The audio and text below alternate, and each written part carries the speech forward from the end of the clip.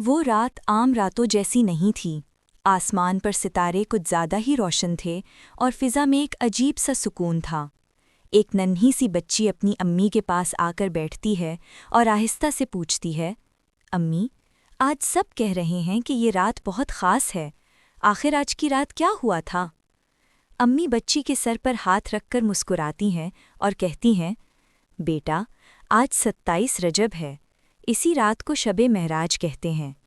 اس رات ہمارے نبی پاک صلی اللہ علیہ وسلم اللہ کے حکم سے آسمانوں کی سیر پر گئے اور اللہ سے ملاقات کا شرف ملا۔ بچی حیرت سے پوچھتی ہے، امی، پھر ہمیں آج کیا کرنا چاہیے؟ امی نرمی سے جواب دیتی ہیں، بیٹا، اس رات ہمیں اللہ کو زیادہ یاد کرنا چاہیے، قرآن پڑھنا چاہیے، نفل عبادت کرنی چاہیے اور دل سے دعا مانگنی چاہیے۔ بچی خاموشی سے جائے نماز بچھاتی ہے۔